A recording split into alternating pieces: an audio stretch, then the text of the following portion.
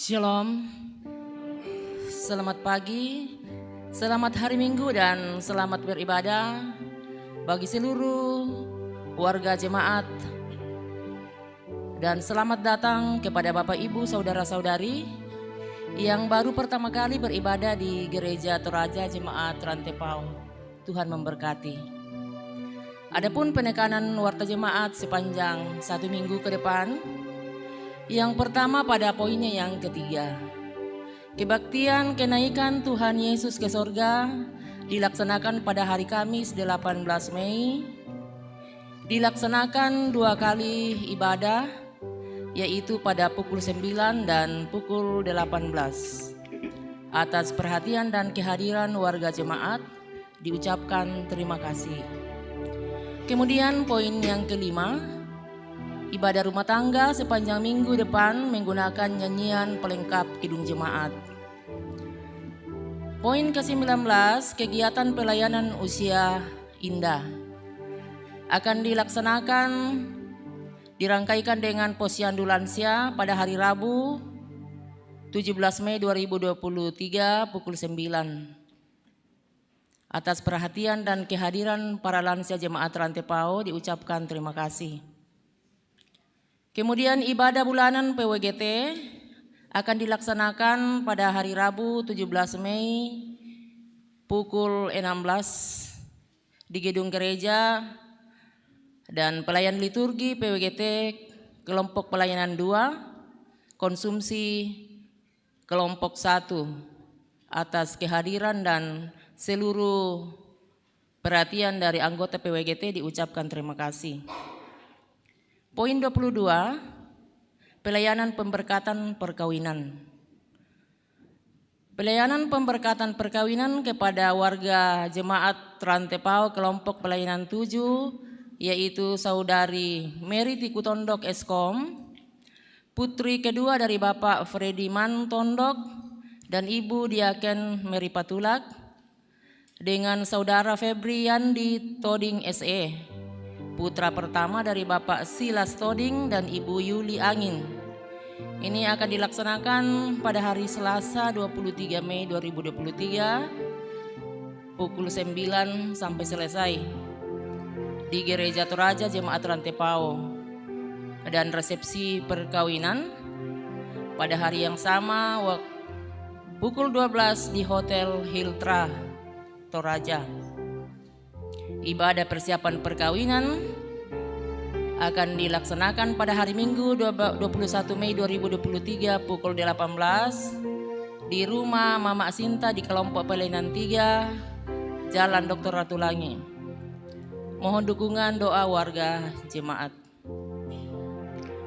Kemudian aksi Pangiu April 2023. Aksi Pangiu ini adalah tindakan nyata dari semua warga gereja untuk memperhatikan orang-orang yang sudah memberi hidupnya dalam pelayanan Tuhan.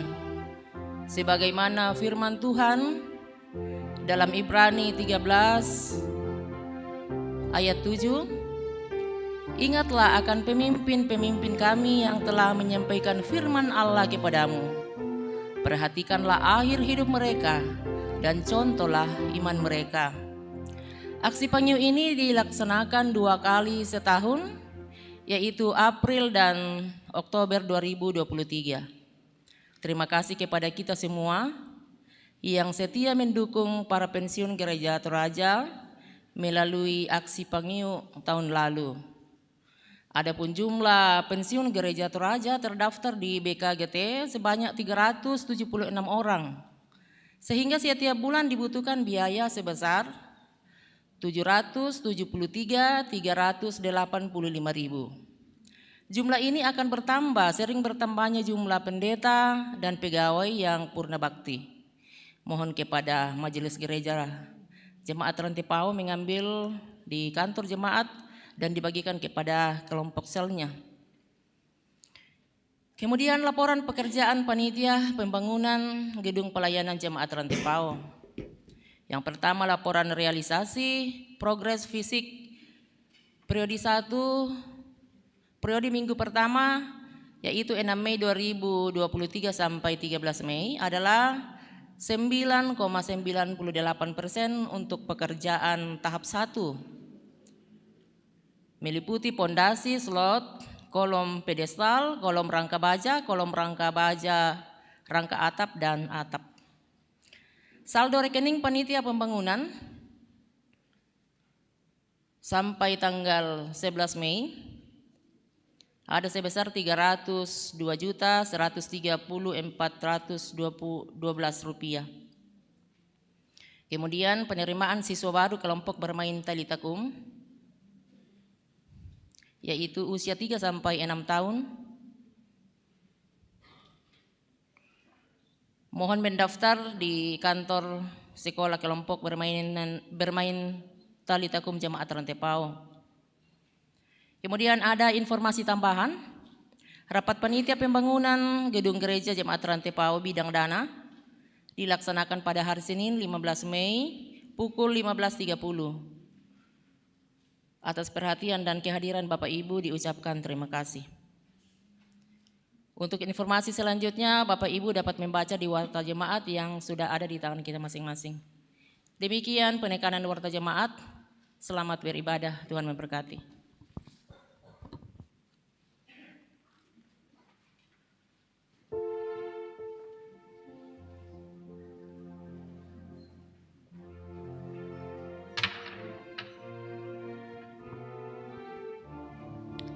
Bapak Ibu, saudara-saudara yang sama dikasihi Tuhan, selamat pagi dan selamat menikmati persekutuan indah pada hari Minggu ini. Puji syukur kita naikkan selayaknya dan sepatutnya hanya bagi Dia, Allah yang terus melawat dan menuntun kita dalam menjalani kehidupan ini. Terlebih lagi, kita yang adalah manusia hina dan berdosa, bahkan tak punya kebaikan apapun di hadapan Tuhan, dibenarkan dan dikuduskan oleh pengorbanannya. Karena itu, kuduskanlah Kristus dalam hatimu, sehingga dalam menjejakkan langkahmu sepanjang hidup, kesabaran dan sukacita menjadi milikmu. Arahkan pandangan iman kita hanya kepada Dia. Mari bersukaria dalam pujian pengagungan dalam ibadah saat ini. Jemaat berdiri.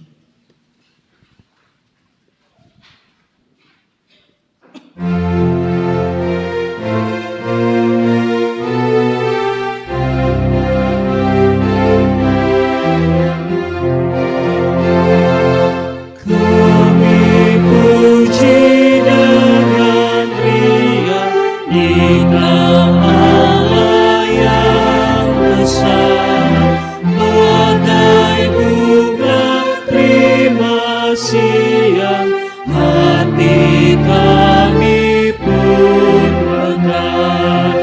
Kabut dosa dan derita, kebimbangan tak lenyap, sumber suka yang abadi, beri sinarmu menyerah.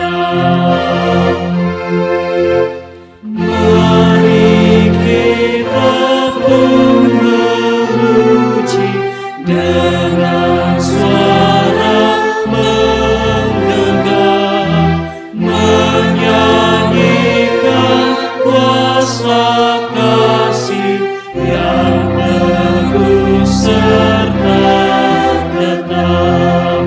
Kita maju dan bernyanyi jaya walau diserang, ikut mengagungkan kasih dalam lagu pemenang.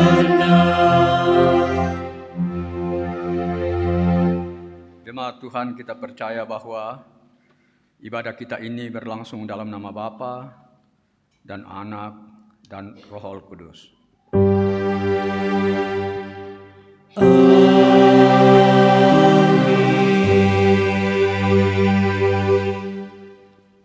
Shalom. Damai di hati. Kasih karunia dan damai sejahtera melimpahi kamu oleh pengenalan akan Allah dan akan Yesus Kristus Tuhan kita. Dan melimpahimu juga. Silakan duduk.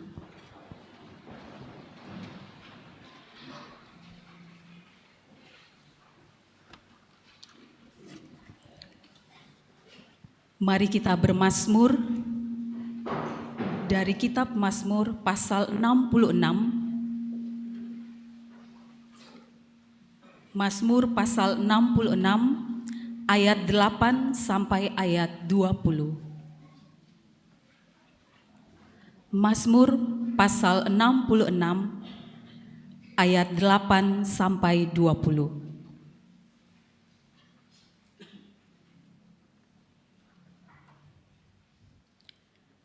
Pujilah Allah kami, hai bangsa-bangsa. Ia mempertahankan jiwa kami di dalam hidup. Sebab Engkau telah menguji kami, ya Allah. Engkau telah membawa kami ke dalam jaring. Engkau telah membiarkan orang-orang melintasi kepala kami.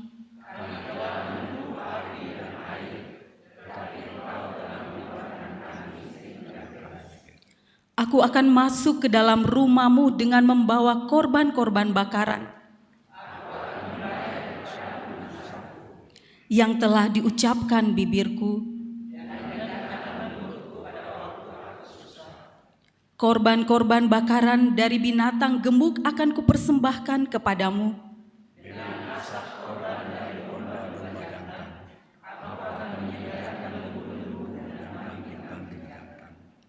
Marilah, dengarlah hai kamu sekalian yang takut akan Allah.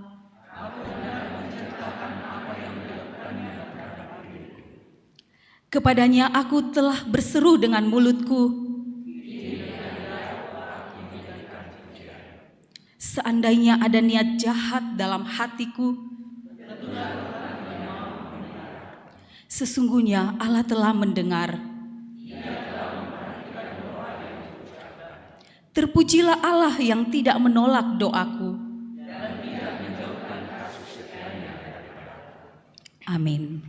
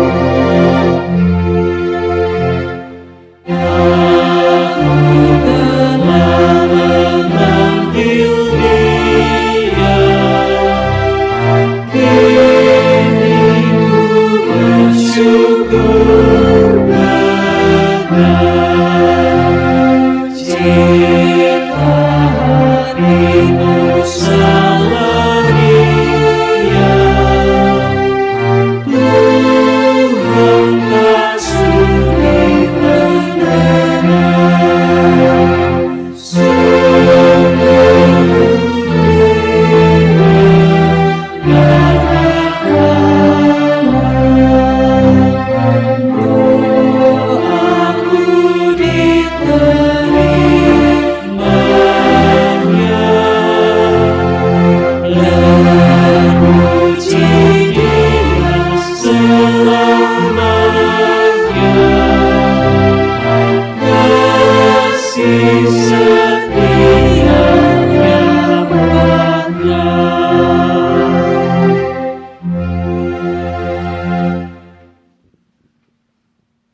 Jemaat yang dikasihi Tuhan, mari kita terus-menerus mengaminkan dan berjuang mengalami perintah yang sudah disampaikan oleh Allah kepada kita sebagaimana firman-Nya. Inilah perintahku, yaitu supaya kamu saling mengasihi seperti aku telah mengasihi kamu. Kasih itu tidak sebatas kepada mereka yang mengasihi kita, tetapi Yesus mengajarkan kasih itu kepada setiap orang yang tidak layak sekalipun. Sebagaimana firman-Nya, kamu telah mendengar firman, kasihilah sesamamu manusia dan bencilah musuhmu. Tetapi aku berkata kepadamu, kasihilah musuhmu dan berdoalah bagi mereka yang menganiaya kamu. Karena dengan demikian, kamu menjadi anak-anak Bapamu yang di sorga, yang menerbitkan matahari kepada semua orang. Amin.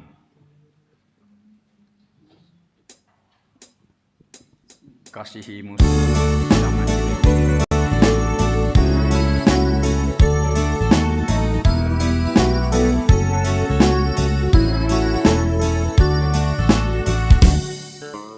Kasihi musuhmu, jangan dibenci. Itu sabda Yesus bagi murid-Nya. Kasihi musuhmu, jangan dibenci.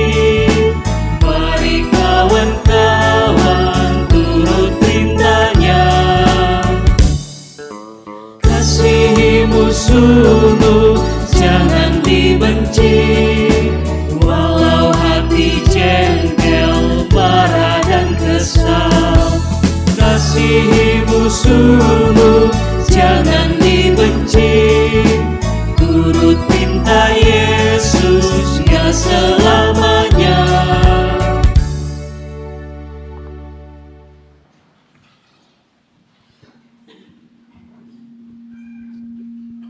Kita sudah hafal dan terus-menerus diingatkan untuk saling mengasihi.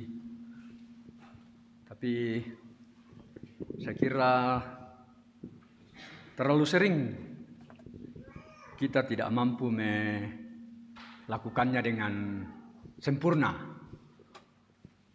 Kita sering tidak mampu melaksanakannya dengan persis seperti yang dikehendaki oleh Allah. Apalagi doakan musuhmu. Ya, moga-moga ini perintah yang kita harus perjuangkannya. Dan karena itu berbahagialah kita kalau kita masih terus diingatkan. Karena itu marilah dengan penuh kerendahan hati kita terus mengakui ketidakmampuan, keterbatasan, dan kesalahan-kesalahan yang terus kita buat. Kita datang mengaku di hadapan Allah dengan penuh kerendahan hati bahwa kita memang sering jatuh dalam dosa dan kesalahan. Karena itu hanyalah daripada Allah kita mohon pengampunan dan belas kasihan-Nya. Kita sama-sama berkata, ampuni kami yang berdosa dan lemah ini ya Tuhan. Bertahtalah Engkau di dalam hati dan kehidupan kami. Amin. Amin. Kepada kita sekalian yang terus berjuang tunduk di hadapan Allah dalam penyesalan, kepada kita janji dan berita Allah ditegakkan kembali bahwa tentang Dialah semua nabi bersaksi bahwa barang siapa percaya kepadanya, ia akan mendapat pengampunan dosa oleh karena namanya. Berbahagialah kita masih terus diampuni oleh Allah yang pengasih itu. Mau berjalan dengan juru selamat.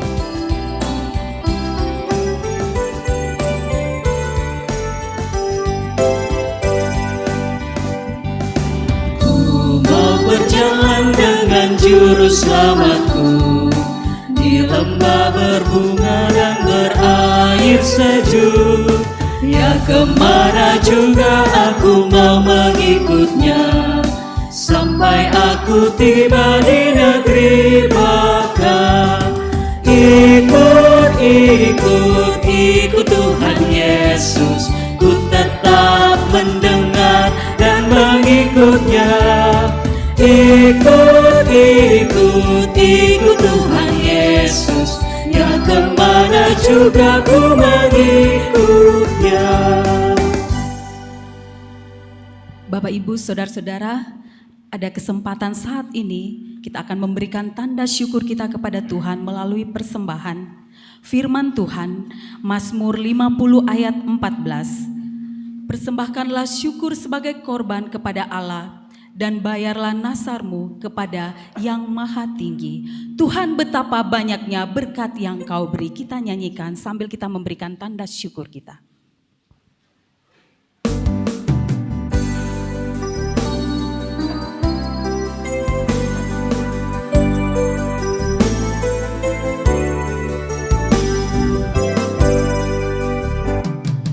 Tuhan, betapa banyaknya berkat yang Kau beri, teristimewa rahmat-Mu dan hidup abadi. Terima kasih ya Tuhanku atas keselamatanku. Padaku telah Kau beri hidup bahagia abadi.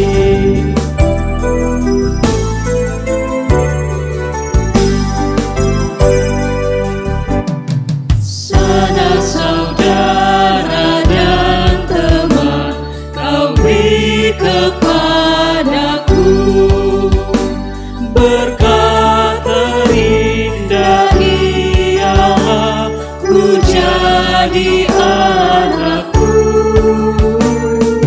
Terima kasih ya Tuhanku atas keselamatanku.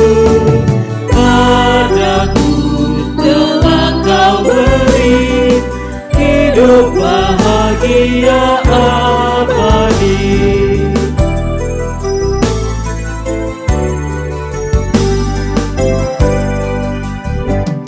Setiap hari rahmat-Mu tiada putusnya.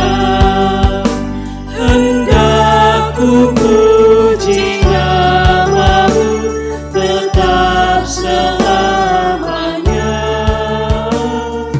Terima kasih ya Tuhanku atas keselamatanku. Padaku telah Kau beri hidup bahagia abadi. Kita kembali nyanyikan ayatnya yang pertama.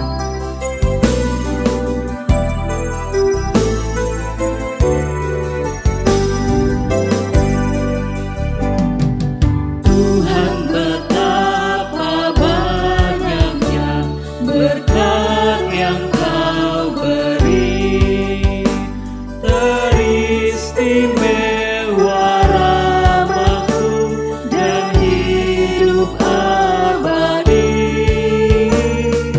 Terima kasih ya Tuhanku atas keselamatanku.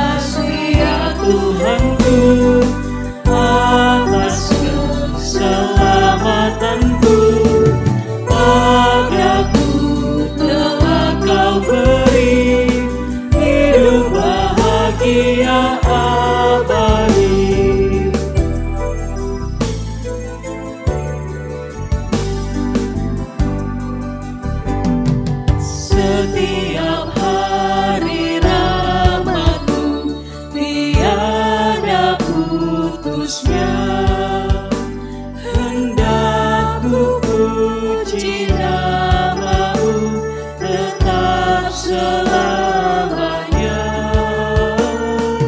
Terima kasih ya Tuhanku atas keselamatanku. Padaku telah Kau beri hidup bahagia abadi.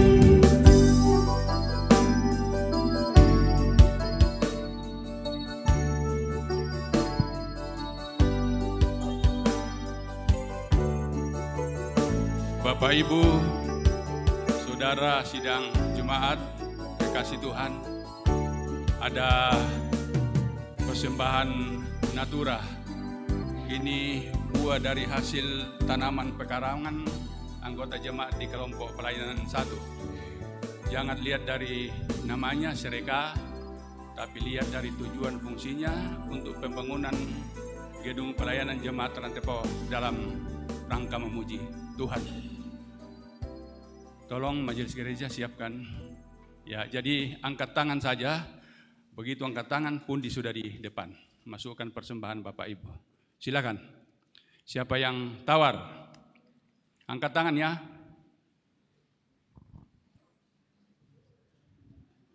Saya, Pak. Angkat tangan saja ya.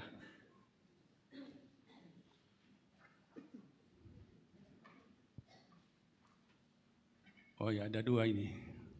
Ya, ke belakang juga. Jangan di depan aja ya. Silakan.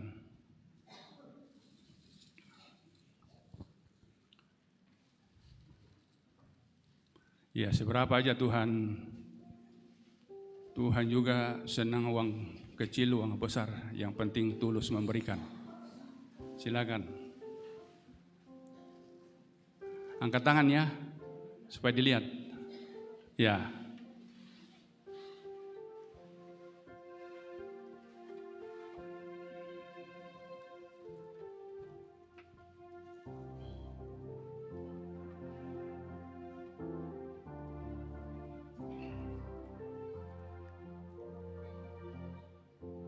Di balkon, ya, naik.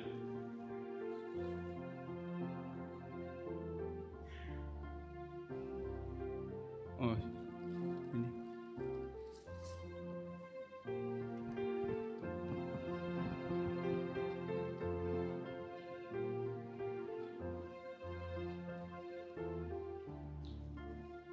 Masih lagi. Ini bawa ini. Bawa 2 semua.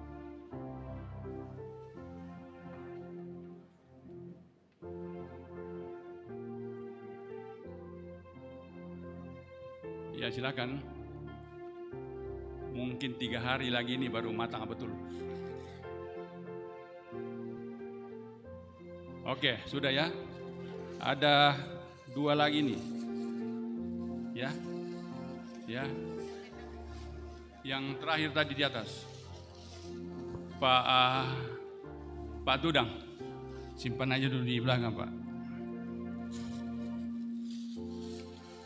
Nah, ini lagi. Silakan. Tolong pundinya, Pak. Pelayan Tuhan harus cepat ya. Angkat tinggi-tinggi tangan. Ya. Di belakang. Oh ya, di depan. Ada juga pundi di depan ya. Di depan juga penuh. Jadi memang kita sudah sesak dengan gedung pelayanan kita, gedung jemaat kita ini. Sudah butuh sekali gedung yang lain. Silakan. Ini sedekah ini tapi enak. Manis buahnya kok. Iya, tidak lebih 3 hari ini sudah matang.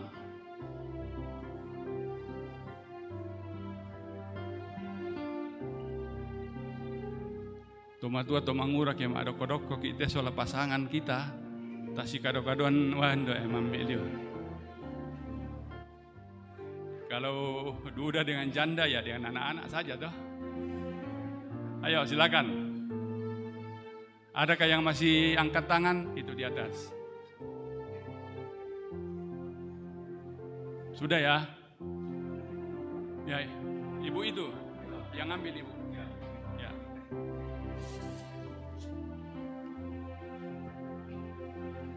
Wah.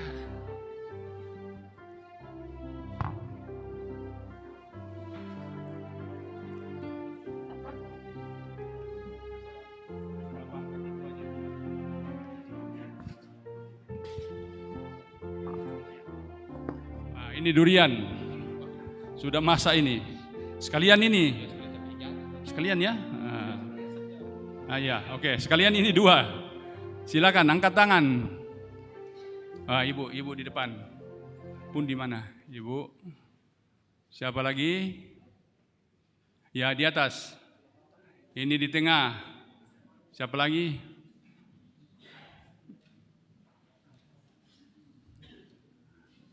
Di depan Pak Asno. Di depan gedung. Di balkon. Ya, balkon. Siapa lagi? Ada kapenda tua di sini?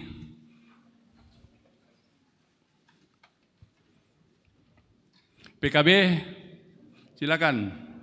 PWGT, ibu di sana. PPGT,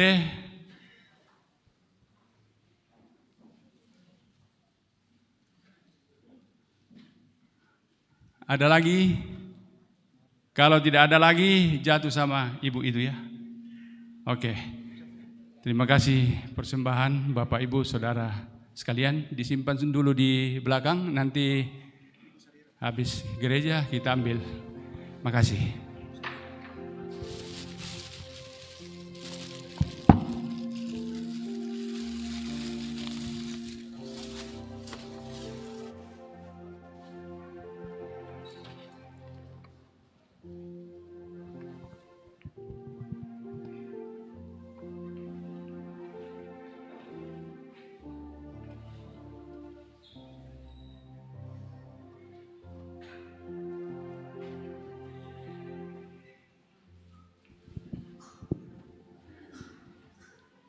Mari kita berdoa. Inilah kami yang datang di hadapan hadirat-Mu ya Allah Bapa kami di dalam kerajaan surga. Terima kasih oleh karena Tuhan telah memberikan waktu dan kesempatan bagi kami di dalam membawa salah satu ungkapan syukur kami lewat persembahan yang asalnya daripada Tuhan sendiri. Berkatilah persembahan syukur kami ini ya Tuhan, supaya boleh kami pakai sebagai salah satu wadah untuk dapat menyebarluaskan firman kebenaran-Mu, amat terlebih di tengah-tengah jemaat Rantai Pau di sini maupun dimanapun Tuhan berkenan. Ya Allah Bapa dalam surga, berkat Tuhan yang masih ada pada diri kami masing-masing, Tuhan berkati juga, ajar kepada kami untuk selalu mempergunakannya dengan baik, dengan penuh rasa syukur, dan bertanggung jawab untuk mempergunakan semua berkat-Mu di dalam kehidupan kami ini. Ya Allah Bapa di dalam kerajaan surga, inilah doa syukur kami. Ampuni semua dosa dan kesalahan kami, perkenankan kami yang datang di hadapan hadirat-Mu.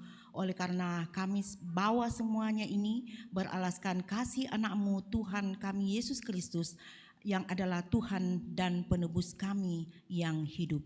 Amin.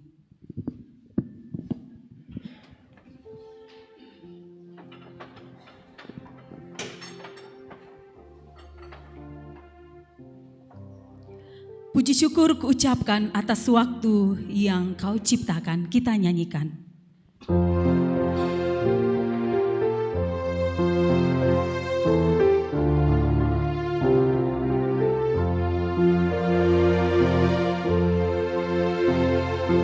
Puji syukur kuucapkan atas waktu yang Kau ciptakan, ku taati, ku hargai di dalam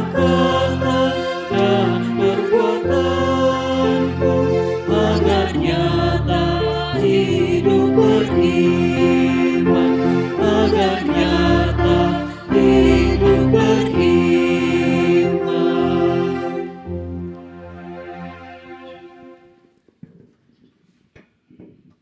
Tak henti-hentinya kita bersyukur kepada Allah atas kemurahan dan kebaikannya. Secara istimewa pada saat ini Allah berkenan berbicara kepada kita melalui firman-Nya dari dalam Alkitab, sebagaimana yang akan kita baca dan dengarkan bersama serta merenungkannya dari Kisah Para Rasul 17, 1 Petrus 3, dan Yohanes 14 ayat 15 sampai 21.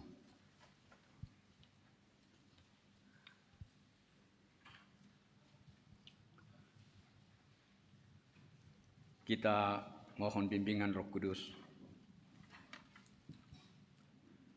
Kembali kami bersyukur ya Allah di hadapan-Mu. Kemurahan-Mu sungguh tak terbatas.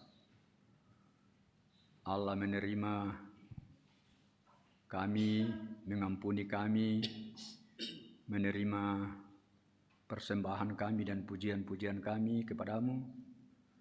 Dan kini Allah berkenan lagi bersabda kepada kami semua dari dalam firman-Mu dari dalam Alkitab. Kiranya hanya oleh kuasa Roh Kudus-Mu sajalah ya Allah yang semakin melayakkan dan memampukan kami untuk membaca, mendengar, merenungkan serta berjuang memberlakukan firman-Mu dalam kehidupan kami. Kami telah sedia disapa Engkau ya Allah, bersabdalah, karena kami telah memohon semuanya hanya di dalam Kristus Yesus Tuhan dan Juru Selamat kami yang hidup. Amin. Jemaat yang diberkati Tuhan, mari kita siap menerima kebenaran firman Tuhan dan kita aminkan. Pertama dari Kisah Para Rasul 17, ayatnya yang ke-22 sampai dengan ayatnya yang ke-34. Kisah Rasul 17 ayat 22 ayat sampai ayat 34. Firman Tuhan berbunyi demikian. Paulus pergi berdiri di atas Areopagus dan berkata, "Hai orang-orang Athena, aku lihat bahwa dalam segala hal kamu sangat beribadah kepada dewa-dewa. Sebab ketika aku berjalan-jalan di kotamu dan melihat-lihat barang-barang pujaanmu, aku menjumpai juga sebuah mezbah dengan tulisan kepada Allah yang tidak dikenal. Apa yang kamu sembah tanpa mengenalnya, itulah yang kuberitakan kepada kamu. Allah yang telah menjadikan bumi dan segala isinya, Ia yang adalah Tuhan atas langit dan bumi, tidak diam dalam kuil-kuil buatan tangan manusia, dan juga tidak dilayani oleh tangan manusia, seolah-olah Ia kekurangan apa-apa, karena Dialah yang memberikan hidup dan napas dan segala sesuatu kepada semua orang. Dari satu orang saja Ia telah menjadikan semua bangsa dan umat manusia untuk mendiami seluruh muka bumi, dan Ia telah menentukan musim-musim bagi mereka dan batas-batas kediaman mereka, supaya mereka mencari Dia dan mudah-mudahan menjamah dan menentukan Dia, walaupun Ia tidak jauh dari masing-masing kita. Sebab di dalam Dia kita hidup, kita bergerak, kita ada, seperti yang telah juga dikatakan oleh pujangga-pujanggamu, sebab kita ini dari keturunan Allah juga. Karena kita berasal dari keturunan Allah, kita tidak boleh berpikir bahwa keadaan ilahi sama seperti emas atau perak atau batu, ciptaan kesenian dan keahlian manusia. Dengan tidak memandang lagi zaman kebodohan, Maka sekarang Allah memberitakan kepada manusia bahwa di mana-mana semua mereka harus bertobat. Karena Ia telah menetapkan suatu hari pada waktu mana Ia dengan adil akan menghakimi dunia oleh seorang yang telah ditentukannya, sesudah Ia memberikan kepada semua orang suatu bukti tentang hal itu dengan membangkitkan Dia dari antara orang mati. Ketika mereka mendengar tentang kebangkitan orang mati, maka ada yang mengejek dan yang lain berkata, lain kali saja kami mendengar engkau berbicara tentang hal itu. Lalu Paulus pergi meninggalkan mereka. Tetapi beberapa orang laki-laki menggabungkan diri dengan dia dan menjadi percaya. Di antaranya juga Dionysius, anggota majelis Areopagus, dan seorang perempuan bernama Damaris, dan juga orang-orang lain bersama-sama dengan mereka. Amin, firman Tuhan. Pembacaan yang kedua, 1 Petrus pasal 3 ayat 13 sampai dengan ayat yang ke-22. 1 Petrus 3 ayat 13 sampai ayat yang ke-22. Firman Tuhan, menderita dengan sabar. Dan siapakah yang akan berbuat jahat terhadap kamu jika kamu rajin berbuat baik? Tetapi sekalipun kamu harus menderita juga karena kebenaran, kamu akan berbahagia. Sebab itu, janganlah kamu takuti apa yang mereka takuti, dan janganlah gentar. Tetapi kuduskanlah Kristus di dalam hatimu sebagai Tuhan, dan siap sedialah pada segala waktu untuk memberi pertanggungan jawab kepada tiap-tiap orang yang meminta pertanggungan jawab dari kamu tentang pengharapan yang ada padamu. Tetapi haruslah engkau lemah lembut dan hormat, dan dengan hati nurani yang murni, supaya mereka yang menfitnah kamu karena hidupmu yang saleh dalam Kristus menjadi malu karena fitnaan mereka itu. Sebab lebih baik menderita karena berbuat baik, jika hal itu dikehendaki Allah, daripada menderita karena berbuat jahat. Sebab juga Kristus telah mati sekali untuk segala dosa kita, Ia yang benar untuk orang-orang yang tidak benar, supaya Ia membawa kita kepada Allah. Ia yang telah dibunuh dalam keadaannya sebagai manusia, tetapi yang telah dibangkitkan menurut roh, dan di dalam roh itu juga Ia pergi memberitakan Injil kepada roh-roh yang di dalam penjara, yaitu kepada roh-roh mereka yang dahulu pada waktu Nuh tidak taat kepada Allah, ketika Allah tetap menanti dengan sabar waktu Nuh sedang mempersiapkan bakteranya, di mana hal hanya sedikit, yaitu 8 orang yang diselamatkan oleh air bah. Juga kamu sekarang diselamatkan oleh kiasannya, yaitu baptisan. Maksudnya bukan untuk membersihkan kenajisan jasmani, melainkan untuk memohon hati nurani yang baik kepada Allah oleh kebangkitan Yesus Kristus yang duduk di sebelah kanan Allah setelah Ia naik ke surga, sesudah segala malaikat, kuasa dan kekuatan ditaklukkan kepadanya. Haleluya.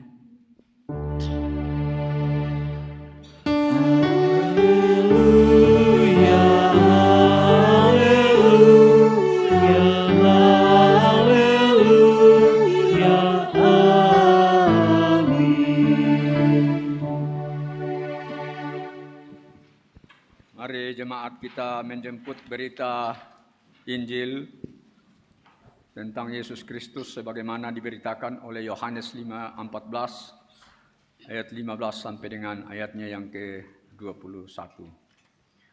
Demikian berita Injil. Jikalau kamu mengasihi aku, kamu akan menuruti segala perintahku. Aku akan meminta kepada Bapa, dan Ia akan memberikan kepadamu seorang penolong yang lain, supaya Ia menyertai kamu selama-lamanya, yaitu Roh kebenaran. Dunia tidak dapat menerima Dia, sebab dunia tidak melihat Dia dan tidak mengenal Dia. Tetapi kamu mengenal Dia, sebab Ia menyertai kamu dan akan diam di dalam kamu. Aku tidak akan meninggalkan kamu sebagai yatim piatu, sebab, aku datang kembali kepadamu. Tinggal sesaat lagi dan dunia tidak akan melihat aku lagi, tetapi kamu melihat aku, sebab aku hidup dan kamu pun akan hidup. Pada waktu itulah kamu akan tahu bahwa aku di dalam Bapa-Ku dan kamu di dalam aku dan aku di dalam kamu. Barang siapa memegang perintahku dan melakukannya, dialah yang mengasihi aku. Dan barang siapa mengasihi aku, ia akan dikasihi oleh Bapa-Ku, dan aku pun akan mengasihi dia dan akan menyatakan diriku kepadanya. Amin.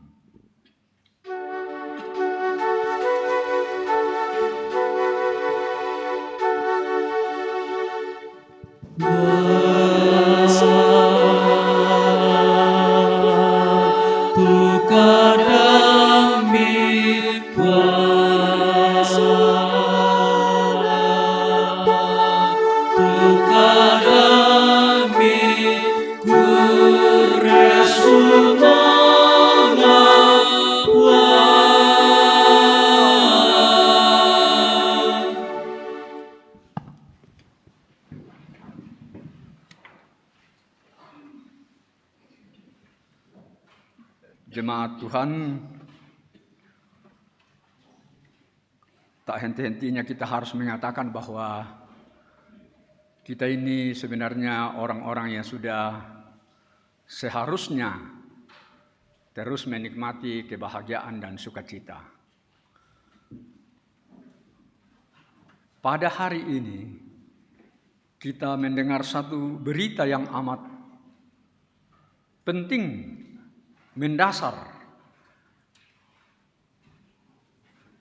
yaitu dengan tema seperti yang ada di dalam 1 Petrus 3, kuduskanlah Kristus dalam hatimu.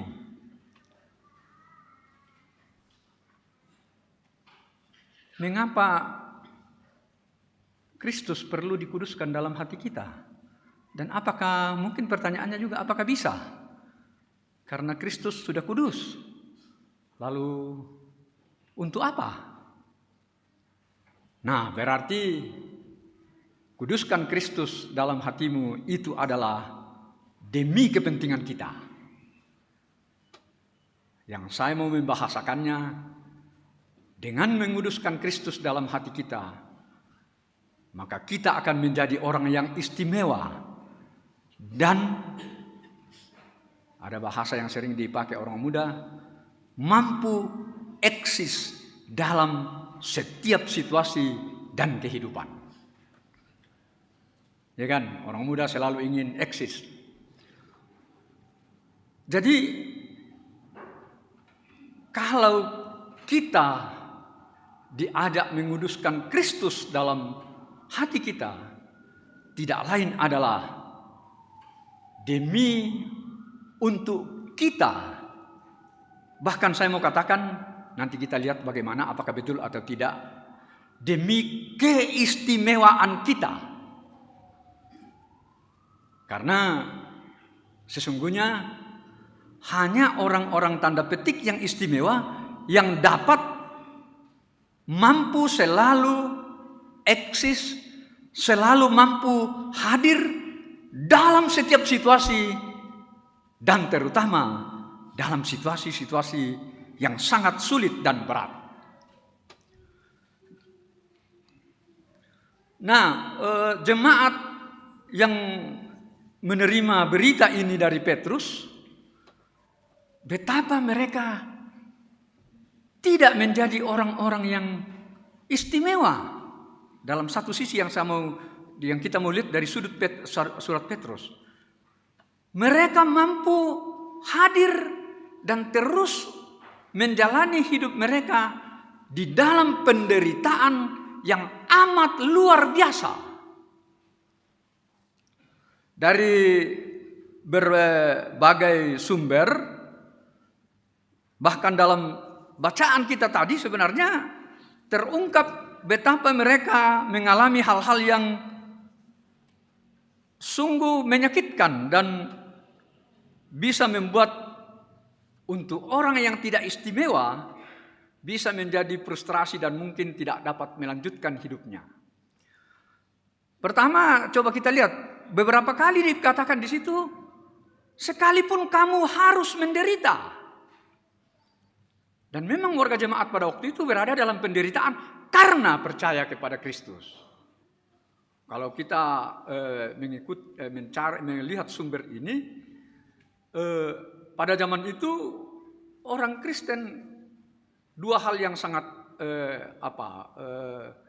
membuat mereka berada pada posisi yang model-model banyak yang mengatakannya minoritas dobel. Nah, itu.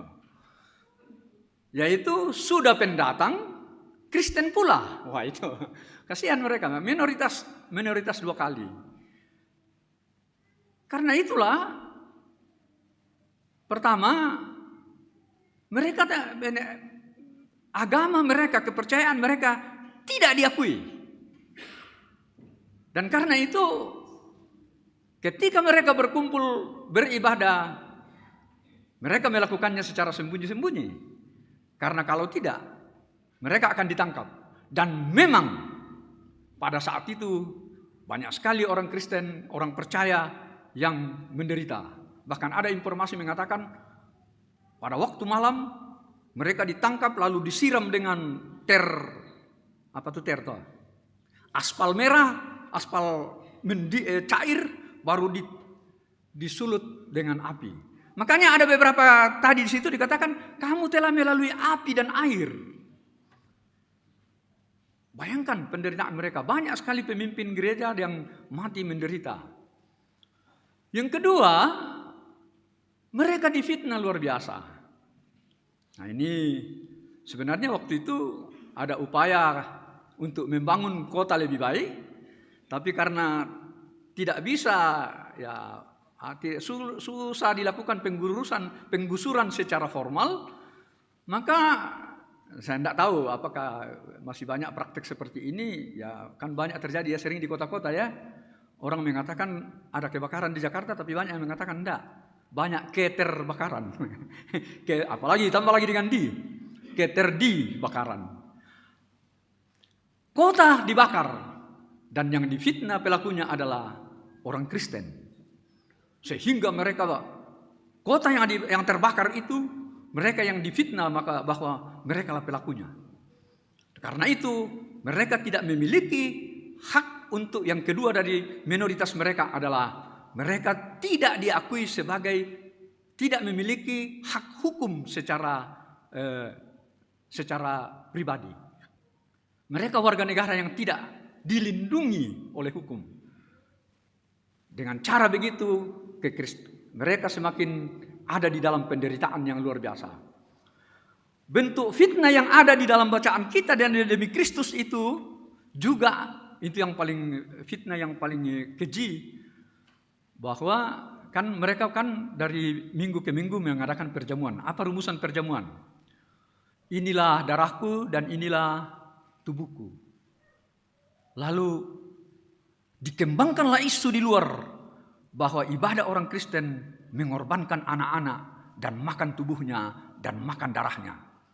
Sehingga mereka semakin dimusuhi dan bahkan semakin dilarang. Padahal mereka melaksanakan perjamuan kudus. Tapi kan yang kedengaran keluar kan inilah darahku, inilah tubuhku. Oh, mereka minum darah dan mereka makan daging manusia. Dan itu yang muncul dalam dua kali kata fitnah di situ dipakai. Itu fitnah yang paling keji terhadap mereka. Nah, di dalam penderitaan yang amat luar biasa seperti itulah, maka dikatakan agar kamu mampu menghadapi, menikmati hidup sebagaimana normalnya di dalam ketakutan yang amat luar biasa itu. Resepnya adalah kuduskanlah Kristus dalam hatimu. Kalau Kristus sudah menempati tempat tersendiri, istimewa, satu-satunya yang paling utama, terpenting, dan yang menentukan dalam hidup kita. Kepada jemaat itu dikatakan begitu, kalau Kristus sudah kalian kuduskan, tempatkan secara tersendiri di dalam hidup kalian, maka semua yang lain-lain itu, termasuk penderitaan, itu hanya hal-hal biasa saja. Dan itulah sebabnya saya katakan tadi, dengan tema ini mereka ditetapkan sebagai orang istimewa yang mampu bertahan dan mampu justru semakin melakukan kebaikan di tengah penderitaan, di mana banyak orang justru dalam penderitaan menjadi pengkhianat, menjadi meninggalkan gereja, meninggalkan apa dan lain sebagainya. Banyak orang yang tidak tahan menderita. Dan dengan demikian, kalau warga jemaat yang istimewa karena keyakinan kekudusan Kristus telah menjadi milik mereka, maka semua yang lain-lain itu hanyalah nomor 2. Apa bahasa Injil itu? Carilah dahulu kerajaan Allah, maka semuanya ditambahkan kepadamu. Di mana ada Kristus berkuasa, di situ kerajaan Allah sudah mulai berlaku. Dan kalau kerajaan Allah sudah menjadi milik kita, maka yang lain-lainnya itu dengan sendirinya akan ikut. Dan kalau Kristus berkuasa dalam hidup orang percaya pada waktu itu, maka penderitaan dan fitnah dan lain sebagainya itu tidak berarti apa-apa. Karena yang paling penting adalah Kristus sudah menjadi segala-galanya. Sehingga tidak perlu lagi takut dengan yang lain-lainnya itu. Nah, itu yang hendak dikatakan. Dan paham seperti itu juga sebenarnya yang ada di dalam Mazmur tadi. Bagaimana mereka telah mengalami Mazmur 66. Bagaimana mereka telah mengalami, pemazmur mengalami penderitaan yang amat luar biasa. Di situ dikatakan mereka dimasukkan dalam jaring, apa itu?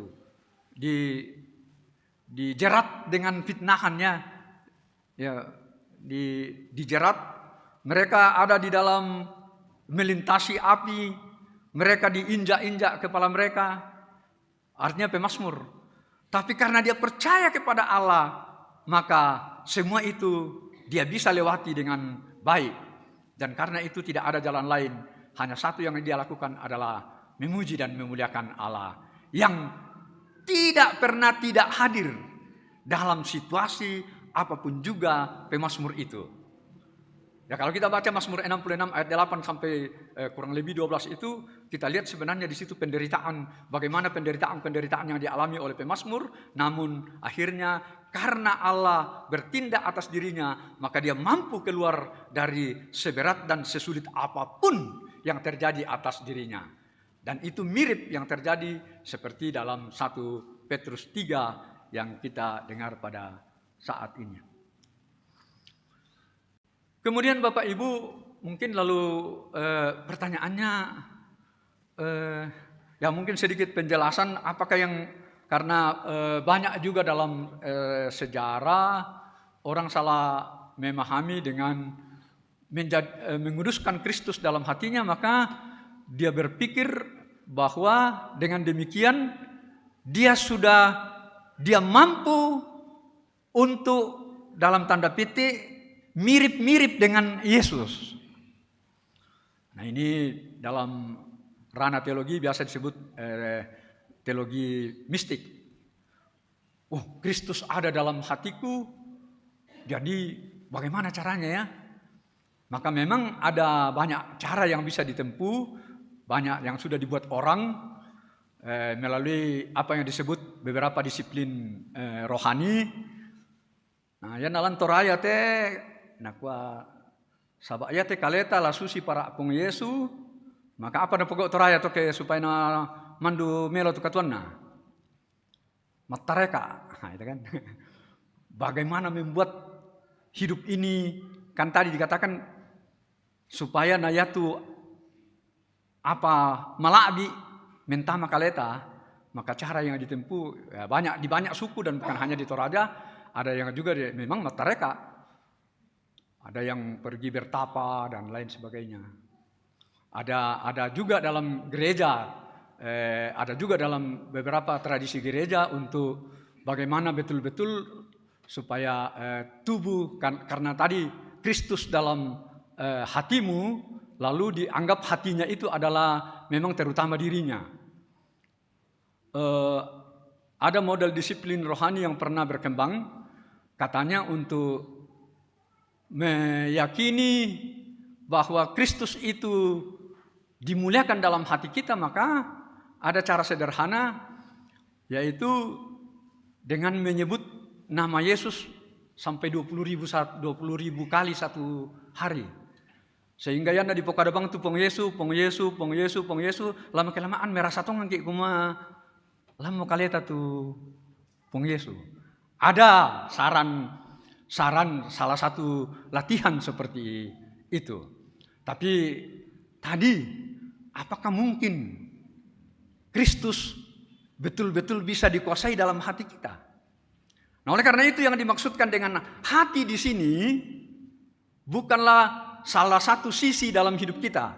Kan biasa dikata ada hati, ada perasaan, apalagi ada pikiran, ada apalagi tubuh.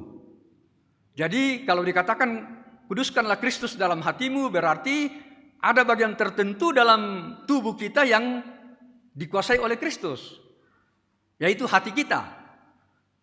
Lalu pikirannya bagaimana?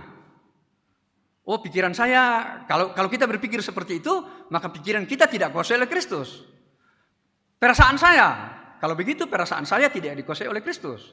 Kalau hanya hati saya dalam arti karena pikirannya ada, hati itu hanya salah satu bagian daripada tubuh kita dan atau hidup kita. Kalau hati saya dikuasai Kristus, dengan demikian tubuh saya tidak perlu dikuasai oleh Kristus. Nah, itu pandangan yang keliru. Pandangan yang benar adalah kalau Alkitab berbicara hati, terutama Perjanjian Lama, maka itu adalah seluruh hidup kita. Bukan hanya tubuh, jiwa, roh, dan apa, tapi seluruh aspek kita. Seluruh aspek kehidupan kita ada di dalam penguasaan Kristus. Oleh karena itu, salah satu penjelasan tentang menguduskan Kristus dalam hati adalah bahwa kalau kita sungguh-sungguh dengan tulus memuji dan memuliakan Allah, karena seluruh hidup kita, tadi katanya ya, mengapa hati itu adalah seluruh hidup kita? Karena dari hatilah sebenarnya semuanya berjalan. Hati kita lah yang menggerakkan perasaan, hati kita lah yang menggerakkan pikiran kita. Hati kita lah yang menggerakkan perbuatan-perbuatan kita.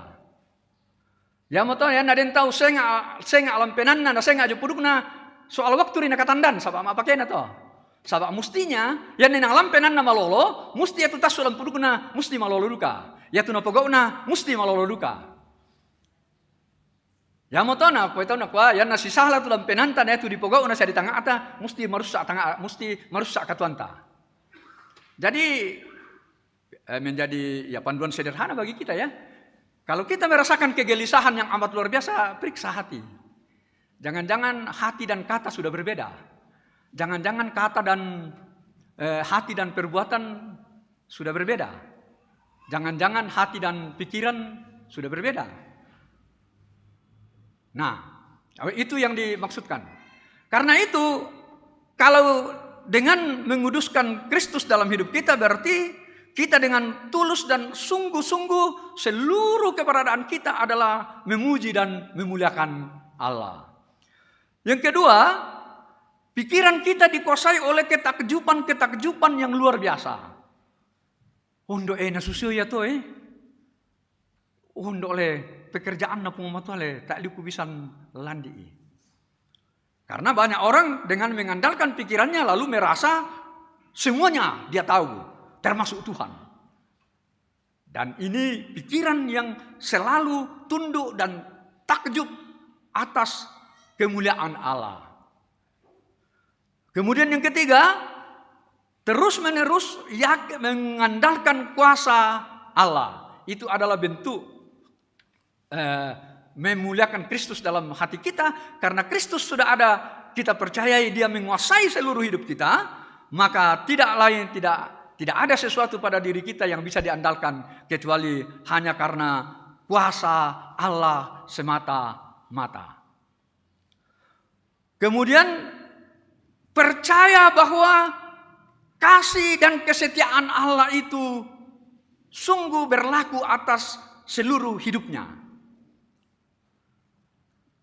Ini satu hal yang penting sekali, bahwa kita percaya bahwa kasih dan kesetiaan Allah terus-menerus berlaku dalam hidup kita. Sehingga tidak ada, itu tadi, tidak ada lagi yang dapat, lagu yang sangat terkenal ya, tak satu pun, tiada satu pun, yang dapat merebut kasih Allah. Karena kasih Allah telah menguasai seluruh hidupnya. Dan memang ada langkah-langkah praktis, ada usaha terus-menerus untuk belajar mengikuti kekudusan-kekudusan yang ditunjukkan dan diberlakukan oleh Kristus dalam hidupnya. Ini usaha ya, usaha terus menerus. Karena itu gereja mencoba menuntun kita melalui liturgi, terutama nanti masa-masa sengsara kan, masa-masa prapaskah, kita coba latihan kecil mengikuti apa yang diperbuat dan dilakukan oleh Yesus. Yang dalam bahasa sehari-hari kita berjuang ya, tidak pernah berhasil secara maksimal. Kita berjuang untuk mengikuti teladan-teladan yang telah dilakukan dan diperbuat oleh Kristus. Itu juga adalah salah satu cara untuk memuliakan Kristus dalam hidup kita. Dan tentu yang terakhir itu dikatakan selalu mengagumi dan takjub atas kemuliaan dan kesempurnaan Allah. Selalu ada perasaan takjub melihat dunia ini dan seluruh isinya. Oh, kemahakuasaan Allah begitu tak terhingga. Miliki kemelambi tibarak Allah. Oh, kita melihat bagaimana perbuatan-perbuatan Allah itu sungguh tak terduga dan tak terselami. Nah, itu beberapa hal yang menunjukkan bahwa memuliakan Kristus dalam hati kita bukanlah salah satu saja bagian, yaitu hati dalam arti salah satu bagian hidup kita, tetapi sesungguhnya adalah seluruh keberadaan hidup kita. Pertanyaannya adalah, mengapa kita, dan memang secara umum, kita tidak bisa secara sempurna dan secara mampu melaksanakan semuanya ini? Mengapa masih ada hal-hal lain dalam hidup ini yang justru kadang-kadang lebih menguasai dan mengendalikan hidup kita? Ya kan? Dunia sekarang orang mengatakan ada dua hal yang sangat menguasai manusia sekarang ini, yaitu hedonisme dan materialisme. Kebahagiaan, kesenangan sesaat sebagai tujuan yang sangat dikejar oleh manusia. Dan karena itu manusia berusaha untuk mencari hal-hal yang berjuang untuk mendapatkan kebahagiaan itu. Marecu tengah na jubano sidi na kumilalo pandaka kebahagiaan lah ketok karaoke. Baik maringan na saading to naman kalau karaoke. Tapi aton nasule mo, nasa magasa-gasan na, termasuk kantong makin magasa. Jadi ternyata yang disebut kebahagiaan yang itu ternyata hanya sementara. Berbeda kalau Kristus itu menjadi pusat kehidupan kita, kebahagiaan itu dengan sendirinya perlahan akan semakin sempurna dalam hidup kita. Kemudian materialisme. Saya kira juga materialisme salah satu yang sangat menguasai kita sekarang ini. Dan saya kira itu keadaan dunia. Seolah-olah yang diam pinasang itu apa? Tamani masanang. Ya kan? Lalu kita menyusun segala cara, segala daya, segala upaya hanya untuk mengejar. Itu yang saya maksudkan ya. Dako man miko tak erna paral itu tahu kuku itu. Pokoknya yang menjadikan materialisme itu sebagai tujuan dan akhir dari seluruh kebahagiaan hidupnya. Nah, dan itu yang banyak melanda dunia sekarang.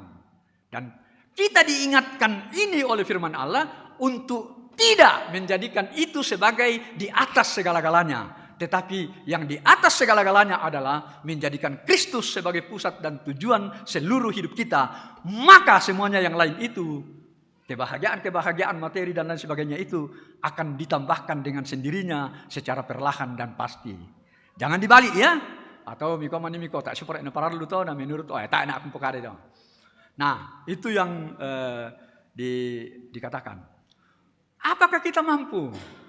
Ternyata kita juga sudah berjuang tadi ya, melalui doa, melalui puji-pujian, melalui ibadah.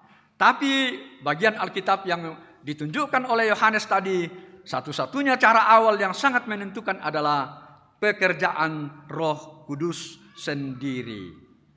Bahwa jikalau kamu mengasihi aku, kamu akan menuruti segala perintahku, maka aku akan minta kepada Bapa dan akan memberikan kepadamu Roh Penolong yang menyertai kamu selama-lamanya. Nah, jadi pertama, jangan pernah berharap kalau perjuangan kita sendiri, usaha kita sendiri, usaha dan perjuangan kita bersama, maka itu akan tercapai. Tidak, dimulai dari pekerjaan Roh Kudus sendiri. Karena itu di dalam Injil dikatakan juga, Yami male, dak mi mataku, apa tulami, dak mi mataku, apa tulami tingayo. Sabak, nanti Roh Kudus sendiri yang akan mengajar kamu.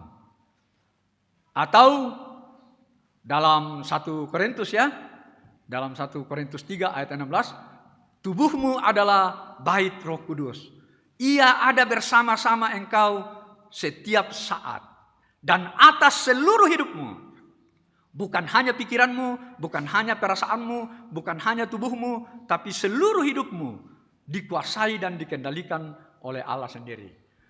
Hanya dengan cara begitu, maka Paulus juga berani berkata dalam Galatia 2 ayat 20, bukan hanya aku lagi yang hidup, melainkan Kristus yang hidup dalam aku. Waduh, ada lagu paduan suara itu yang sangat terkenal ya. Dan jati diriku kini bukan diriku lagi, melainkan Kristus Tuhanku hidup dalam diriku. Lain dia manarang na pe tempenanen ite pa batulan na sadar tongan si kumasusito. Iya ya. Kalau kita dengar lagu itu, nah itu yang saya mau katakan tadi. Dengan menguduskan Kristus dalam hati kita, maka kita menjadi istimewa. Karena kita telah bukan lagi diri sendiri semata-mata, tetapi ternyata Kristus ada dalam hidup saya. Sehingga saya dimampukan, dikuatkan untuk menghadapi dan menjalani apapun yang terjadi dalam hidup ini. Dan itu sudah dibuktikan oleh jemaat yang disapa oleh Petrus, jemaat-jemaat yang ada dalam penderitaan yang amat luar biasa. Maka mereka orang terkagum-kagum. Nah susit itu saran itu mukun difitnah, mukun dipadiki. Coba bagaimana cara hidup jemaat yang mengalami fitnahan. Ayat berapa dari bacaan kita tadi? Ayatnya yang ke-15. Beri pertanggungjawaban pada segala waktu. Orang yang beriman tidak pernah, menurut bahasa Torah itu, tidak pernah kepala. Selalu akan ada cara yang disediakan Tuhan untuk menghadapi apapun yang terjadi. selalu siap sedia setiap saat memberi pertanggungjawaban. Dan seperti tadi, nanti Kristus dalam rohnya yang akan terus-menerus membimbing dan menyertai sehingga mampu memberi pertanggungjawaban kepada yang meminta pertanggungjawaban. Apalagi, tetapi haruslah dengan lemah lembut. Nah ini. Jadi itu tuh lemah lembut, salah misa mutanda toh. Cuma ada apa? Ya nasusi aku agak kasar, ya makanya masih harus terus diolah. Belum, ya tapi itu ternyata salah satu ciri daripada orang yang ini. Jadi koyan narandu muka sara atau papa atau mama aja benar.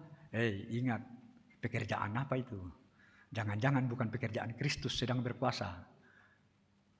Seperti ada beberapa minggu lalu ya, PWGT selalu menyanyi, kulihat di wajahmu kemuliaan Tuhan. Sengketa rutu monena kami, kulihat di wajahmu kemuliaan hantu. Hantu betul. Naroba mutu Tuhan menjadi hantu. Karena harusnya dengan penuh kasih sayang dan lembut. Dan yang ketiga apa? Dengan penuh hormat. Nah, saya kira ada banyak YouTube mengalir sekarang ya. Kalau mau melihat cara hidup menghadapi fitnahan dan segala bentuk cercaan, belajarlah kepada orang Kristen yang selalu dengan penuh hormat memberi penjelasan-penjelasan. Tidak perlu dengan kata-kata yang kasar, tidak perlu dengan cara-cara yang kasar, tidak perlu dengan alat-alat yang mendatangkan kekasaran dan lain sebagainya. Dan yang terakhir, dengan hati nurani yang murni. Hatinya penuh dengan ketulusan dan keikhlasan. Ya, salah satu cara tadi itu mulai dipraktekkan jemaat toh. Ya itu mak lelang biasa. Masa anak kau jual 500, masa anak sok kena bude kosengmu. Kau yang 600, kau yang 600 duka. Nah, hati-hati mikir toh kianu tak mana nurani siapa kata. Praktek tadi itu angkat saja, enggak usah saling bersaing dalam berlelang di gereja lah.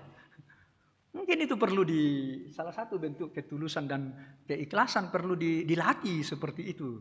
Tidak harus narangi tahu kuma padaku Pak Elangan to namanya di kwa susi to. Ini hanya saya mengapresiasi cara tadi. Jangan-jangan itu salah satu cara untuk mendorong ketulusan dan kemurnian hati nurani. Dan saya katakan tadi memang terus-menerus merupakan perjuangan. Karena hanya pekerjaan Roh Kudus yang semakin menyempurnakannya. Jadi Bapak Ibu yang sama dikasihi Tuhan. Ketika Kristus dimuliakan dalam hidup kita, maka artinya hal-hal yang surgawi mulai masuk dan mengintervensi serta melakukan hal-hal yang biasa dalam hidup kita. Dengan menguduskan Kristus, hal-hal yang surgawi mulai nyata dan kelihatan dalam setiap tindak tanduk kita dari waktu ke waktu. Atau dengan kata lain, kalau kita terus-menerus bersedia menguduskan Kristus dalam hidup kita, maka kita akan melihat peristiwa-peristiwa biasa dalam perspektif Allah sebagai peristiwa yang luar biasa. Contoh sederhana. Tadi apa itu ini atau? Sarekaya. Sarekaya dalam pandangan kita tadi ya sebelum pasti termasuk keluarga yang ini ya itu adalah hasil tanaman. Tapi sebenarnya kalau Bapak Ibu mengikuti bagaimana Sarekaya lahir jadi Sarekaya, Srikaya. Bapak Ibu tahu berapa banyak perjuangan di situ? Mulai menanam, mulai menyiram, mulai kasih pupuk. Pupuk siapa yang membuat? Pupuk kalkim. Jadi di situ ada pekerjaan pupuk kalkim. Ya kan? Lalu menjadi buah. Dan tadi bukan lagi sekedar buah. Tapi ia telah menjadi dalam bahasa kurban. Sudah menjadi persembahan. Jadi Sarekaya bukanlah sekedar Sarekaya. Di situ banyak orang yang terlibat dalam proses pembuatannya dan akhirnya menjadi persembahan. Makanya sarekaya itu menjadi sangat mahal tadi. Saya tahu, saya belum tahu berapa alina ya. Tapi coba mibawe dalam suasana pasar, hanya melihatnya sebagai komoditi pasar, paling 95 sabu. Namanya misal atau ini aku sangat paling kurang mau, saya tidak boleh mendahului. Tapi itu membuktikan bahwa ketika sesuatu yang ada itu dilihat dalam perspektif bahwa ini adalah pemberian Allah, maka menjadi sangat penting dan istimewa dalam hidup kita. Nah, beranikah kita melihat apapun yang terjadi di rumah kita, apapun yang terjadi dalam peristiwa-peristiwa harian kita, itu adalah peristiwa intervensi Allah di dalam hidup kita. Karena kita ini adalah orang-orang yang menguduskan Kristus. Kita tidak bisa lagi mengeluh. Kalau kita mengeluh berarti kita sedang membandingkan orang lain dengan diri kita. Berarti kita tidak sedang melihat apa yang ada pada diri kita sebagai intervensi dan pemberian Allah. Dan itu membuat kita menjadi tidak enak dalam hidup ini. Sibuk banget mikir apa sih banding itu? Oh ya tuh ni anu susia to, oh ya tuh ni anu susia to. Nampak ada pendeta lipis, toseng anal di motor, nah kita nurung-nurung coba nonta. Umbo mo nanin nalaseng anal dito daw may motor. Toseng anal di motor, nah yan nurung-nurung. Ini hati yang tidak sejahtera, padahal demo na bendi pong matua mungkin manis beda. Tapi kan proses itu kan ada dalam pengendalian Allah. Bahkan saya tidak pernah henti mengatakan janji Allah berlaku sampai keturunan ketiga dan keempat. Mbay mana ki, yan natao pa na anak kata, mbay natao pa na kita to Timote. Kan begitu sederhananya ya. Mbay na jo anak kata. Kusang lagu udah tomo bisa bersaksi teh. Yan na jo anak kanan, saya betul na kami. Mbay na jo ampo na, baru keturunan kedua itu. Bakalan tuh amput tuh, seruk ampo, salemberan. Jadi begitu luar biasa panjang Allah menyediakan pemeliharaan dan penyertaannya bagi orang yang terus-menerus berjuang percaya kepada kemuliaan Allah yang terus hadir dalam hatinya, hadir dalam rumah tangganya, hadir dalam seluruh aspek hidupnya. Karena itu dia siap untuk menerima apapun yang Tuhan berikan pada saatnya. Dan dia akan mensyukurinya dengan penuh sukacita karena ia tahu ini adalah pemberian Allah. Bukan sekedar perjuangan saya, bukan sekedar usaha saya, bukan sekedar kasih orang mengasihi saya dan lain sebagainya. Tetapi ini adalah cara Tuhan sedang menggodok dan mengatur hidup saya sehingga saya mampu bertahan dalam situasi dan keadaan apapun juga. Jadi berbahagialah kita kalau kita ada dalam posisi seperti itu. Kalau kutole pada sidi, biasa toh. Yang mau yang nang toraya biasa nak kau tahu nak ando tak emang di saat ingin nanti balik yang tedong jong tombang ni desambali. Ya tu tomak kada susi tu merasa bang ya mana. Tak kalan ada muncul orang hebat baru di kampung lain. Ondo tiba yang tedong jong tombang. Nawa ayak ya tak atun no ya nak tahu. Mangko mo kami kita to atau tak apa kita tak sabar amo. Nanti Tuhan yang akan atur dalam janji seperti yang ia katakan, aku akan menyertai kamu selama-lamanya. Bahkan sebelumnya sebenarnya yang bacaan minggu kemarin, saya pikir ini juga perlu sebagai bentuk bukti itu dalam Yohanes 14, mungkin lewat begitu saja. Aku berkata kepadamu, sesungguhnya barang siapa percaya kepadaku, ia akan melakukan pekerjaan-pekerjaan yang aku lakukan. Bahkan pekerjaan-pekerjaan yang lebih besar daripada itu. Orang percaya dipersiapkan melakukan perkara-perkara yang lebih besar lagi. Seperti yang sudah terlihat apa yang dikerjakan oleh Yesus bersama murid-muridnya. Terbukti kata. Itu murid-murid apa tuh Yerusalem mana sekitarnya nani. Na pandelos treta na tama S1 jo Belanda mitia sindete. Jauh lebih besar secara demografi saja. Ya kan? Murid-murid. Jadi sejauh itu maka ini adalah satu janji. Kalau itu dilakukan untuk kemuliaan Allah, maka bersiaplah untuk melihat dan melakukan yang jauh lebih besar lagi. Jadi, nah apa yang kataku bang teka Tuhan ya teh? Biasa mana Yo kodeng kira katakan nalami teh. Biasa mane barra nenek tanah ko barra alang kapipe na den pa barra alang kapipe. Da mi mataku. Bayangkan tuh ke semangat na nenek ta. Yang na den pa barra bisa liter da mi mataku hari besok. Nah kita makdok ko pasang tengah karung. Den pa sengelang rekening. Oh den pa anu na mataku bang miki. Nah ini karena kita tidak mengandalkan seperti tadi bahwa Dia akan mengatur sedemikian rupa hidup kita sehingga kita ini. Oleh karena itu jangan pernah buka di sini optimisme dalam kebenaran. Karena itu dikatakan di sini kamu tidak perlu takut melakukan itu demi kebenaran. Jadi sejauh kebenaran-kebenaran yang kita perjuangkan, maka siaplah untuk menerima hal yang lebih besar lagi. Selamat menikmati dan mengalami. Dan kiranya kita semakin dimampukan untuk terus-menerus melatih diri untuk mengalami bagaimana pekerjaan Allah dalam hidup kita.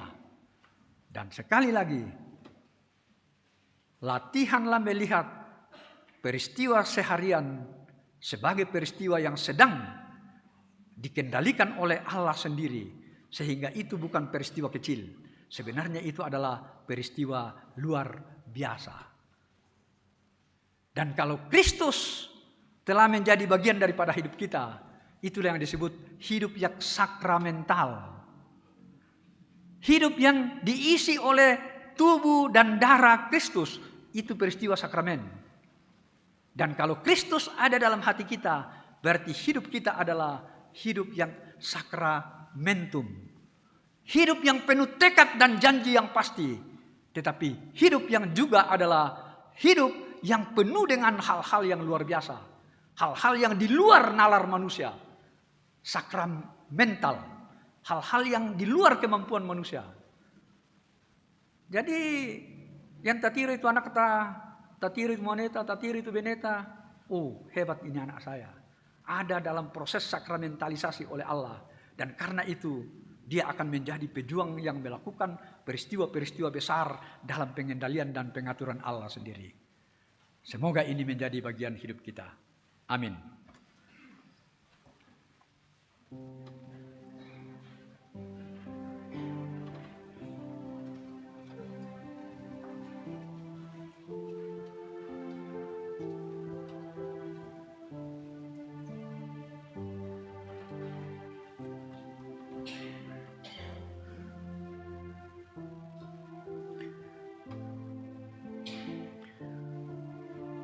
Terima kasih Tuhan, kami diberi petunjuk firman-Mu, bagaimana kami mengakui kehadiran-Mu sebagai hal yang penting dan mendasar dalam hidup kami. Sehingga kami menjadikan Engkau sebagai yang tertinggi dan termulia, terutama, dan menjadi tujuan seluruh hidup kami. Ampuni kami Tuhan, ketika kami menyediakan kekuatan-kekuatan lain sebagai andalan kami. Tolong kami terus hanya menyediakan tempat tersendiri terus-menerus dalam hidup kami, agar kami menjadi anak-anak yang disebut sebagai yang ikut melaksanakan kehendak-Mu. Amin.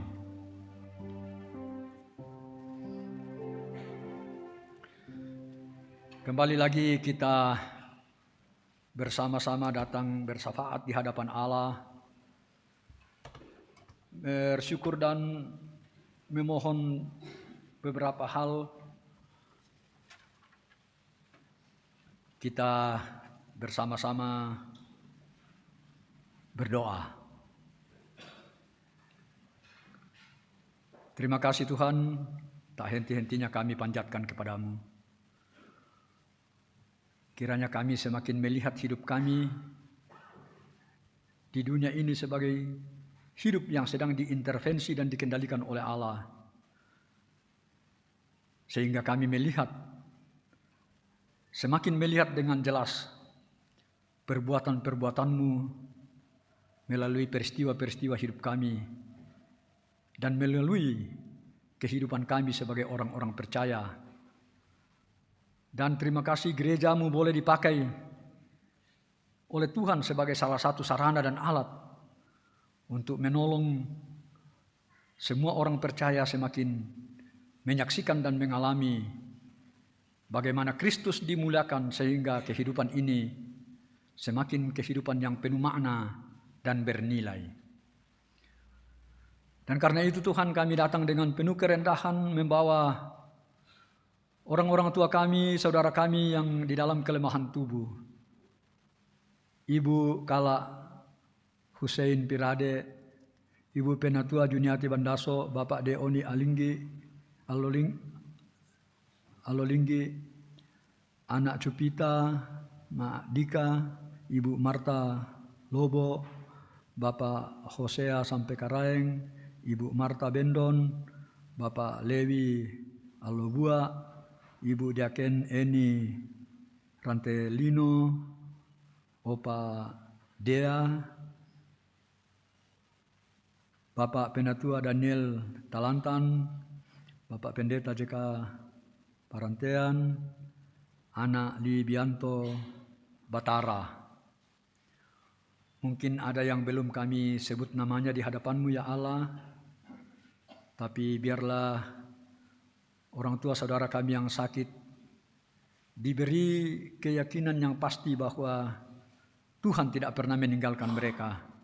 Dan karena itu mereka memiliki pengharapan yang kokoh bahwa Tuhan sedang melaksanakan karya-Mu, menolong mereka supaya mereka, dan kami mohon kiranya pada saatnya mereka boleh pulih kembali. Kami hanya berserah kepada-Mu, anugerahkan kesabaran dan ketabahan, dan kami mohon kesembuhan untuk mereka yang sakit. Ke dalam tangan-Mu Tuhan kami membawa orang-orang tua kami yang sudah lansia. Mereka semua ini sudah berjuang dalam hidupnya, membesarkan dan mendidik kami. Mereka telah banyak berkorban untuk kami, dan kiranya di masa tua mereka tidak kesepian, karena Tuhan mengutus banyak orang. Tuhan menggerakkan anak cucu dengan cara mereka sendiri untuk menguatkan dan bersama-sama dengan orang tua kami di masa tuanya, agar mereka tidak kesepian di masa-masa tua mereka. Kami membawa kepada-Mu ya Allah saudara-saudara kami yang boleh berjumpa dengan ulang tahun mereka yang tertulis sebanyak 64 orang. Kiranya mereka semakin dewasa, semakin kuat, semakin teguh, baik dalam iman maupun dalam kehidupan sehari-hari dalam berjemaat.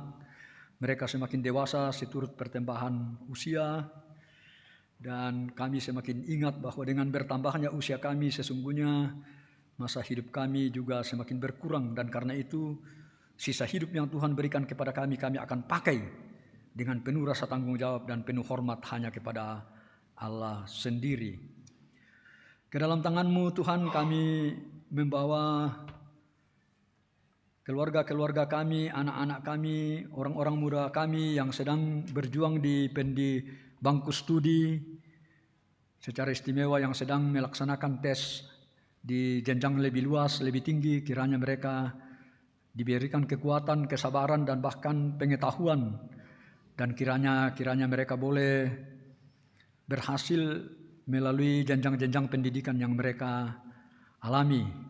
Kami mohon pertolongan kepada mereka, kesehatan dan kemampuan untuk menjawab semua soal-soal yang diperhadapkan kepada mereka atas pelajaran mereka sendiri dan atas anugerah serta berkat Allah. Secara khusus lagi saudara-saudara kami yang sedang berjuang mencari pekerjaan tetap, kiranya mereka sambil menantikan dan berjuang mencari pekerjaan yang lebih tetap, mereka menggunakan pikiran, tenaga, pengetahuan mereka untuk melakukan apapun yang berkenan kepada-Mu setiap hari, bahwa Tuhan sedang memakai mereka sekalipun belum mendapat pekerjaan yang lebih tetap. Tetapi di dalam pekerjaan yang tidak tetap pun mereka mengabdi kepada-Mu, dan di sana Tuhan memberkati mereka. Kami mendoakan dan membawa kepadamu seluruh pelayanan yang dirancangkan oleh jemaatmu, kiranya semua itu berkenan kepadamu dan kemuliaanmu semakin diberitakan dan dialami oleh keluarga-keluarga yang menikmati perjumpaan-perjumpaan dengan Engkau melalui berbagai pelayanan gerejawi. Kami menopang dalam doa panitia pembangunan gedung pelayanan dan kiranya mereka dikuatkan dan semua warga jemaat semakin digerakkan untuk bersama-sama mengambil bagian dalam proses pembangunan ini. Kami terus juga menopang dalam doa pemerintah kami, TNI, Polri, para medis, guru, buruh, petani, dan swasta. Kiranya pemerintah kami dikuatkan melakukan yang terbaik.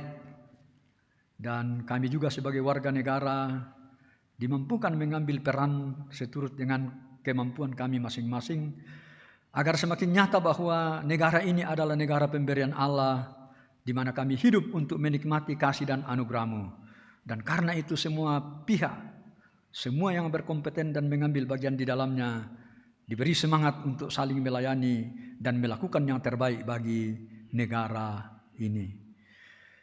Kami mendoakan kiranya saudara-saudara kami yang sedang mengalami duka cita, keluarga almarhum AI Sapan di Padang Sapa, keluarga almarhum Bapak Pendeta Rantai Tanah, kiranya semua yang berduka diberi kekuatan dan semangat, diberi penghiburan dengan cara yang dipakai oleh Allah sendiri, dan kiranya mereka dikuatkan dalam masa-masa duka mereka dan mereka boleh percaya bahwa Tuhan tidak pernah meninggalkan mereka. Kami juga secara khusus mendoakan keluarga besar Ibu Loise Pandin di Makassar. Kiranya seluruh keluarga yang berduka diberkati oleh Allah dan jemaat-Mu diberi kesempatan untuk mempersiapkan pelayanan-pelayanan, penguatan dan pemberitaan firman di tengah-tengah duka cita, dan keluarga boleh melihat dan mengalami pemeliharaan Allah atas cara-cara yang dipakai oleh Tuhan untuk menghibur dan menguatkan mereka. Ya Allah, pada saat sejenak ini kami masing-masing membawa doa pribadi kami kepadamu.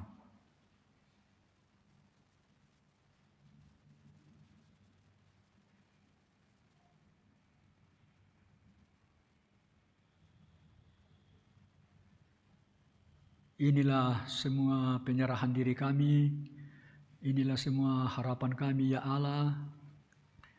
Kami bawa kepadamu hanya di dalam Kristus Yesus, Tuhan dan Juru Selamat kami, dan yang terus-menerus mengajar kami berdoa bersama-sama.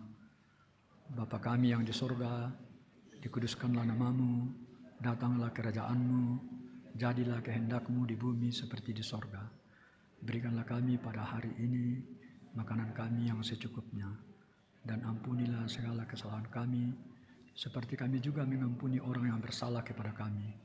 Dan janganlah membawa kami ke dalam pencobaan, tetapi lepaskanlah kami daripada yang jahat, karena Engkaulah yang mempunyai kerajaan dan kuasa dan kemuliaan sampai selama-lamanya. Amin.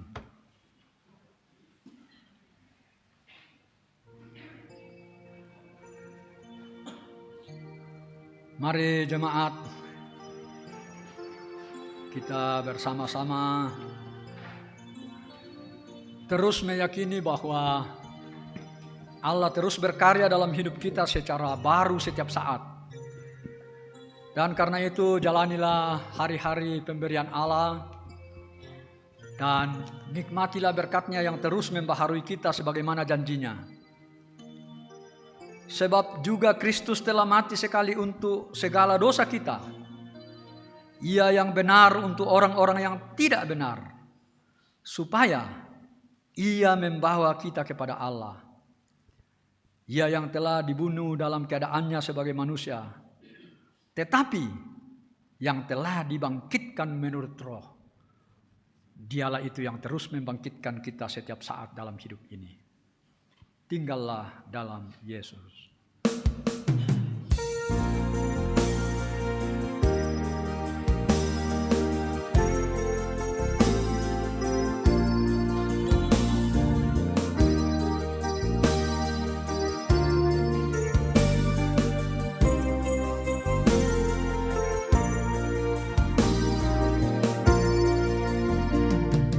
Tinggallah dalam Yesus, jadilah muridnya.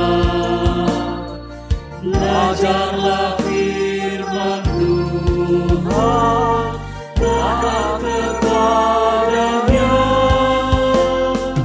Tinggallah dalam Yesus, andalkan kuasa-Nya.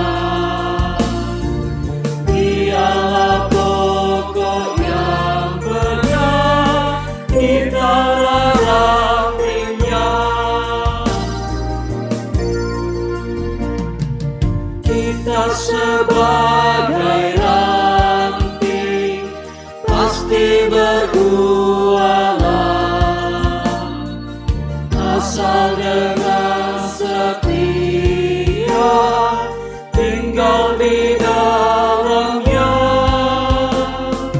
Tinggallah dalam Yesus, muliakan namanya. Hidup berlimpah kurnia, hanya di dalamnya. Jadi jelas. Karena itu pergilah, kuduskanlah Kristus dalam hatimu, supaya engkau selalu siap sedia mempertanggungjawabkan iman dan pengharapanmu di dalam Kristus, dan terimalah berkat-Nya. Tuhan memberkati engkau dan melindungi engkau. Tuhan menyinari engkau dengan wajah-Nya dan memberi engkau kasih karunia. Tuhan menghadapkan wajah-Nya kepadamu dan memberi engkau damai sejahtera saat ini sampai Maranatha.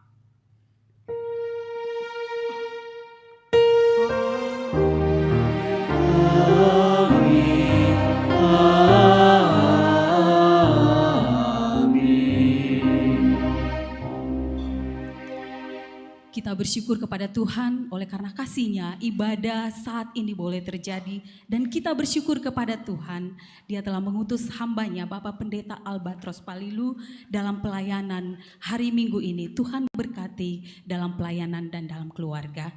Mari kita bersyukur bersama, kita katakan dengan tulus hati bahwa perubahan besar di kehidupanku sejak Yesus di hatiku.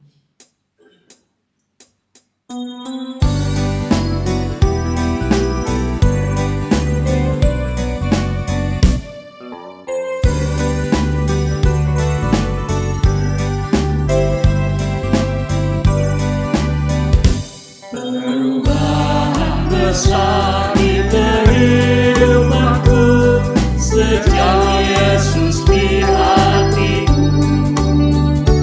Di jiwaku bersinar terang yang cerah sejak Yesus di hatiku.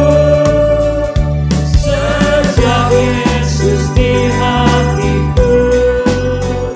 Sejak Yesus di hatiku.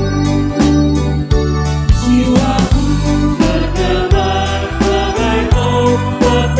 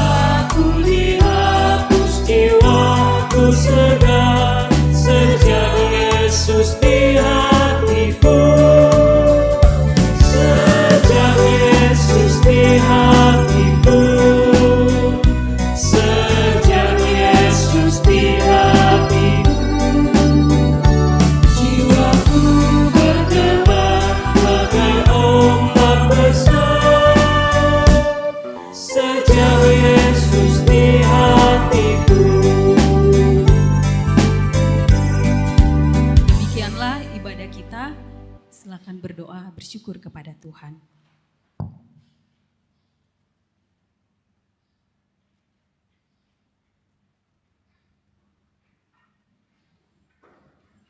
Bapak, Ibu, saudara-saudara, selamat hari Minggu, salam untuk keluarga kita di rumah. Terima kasih.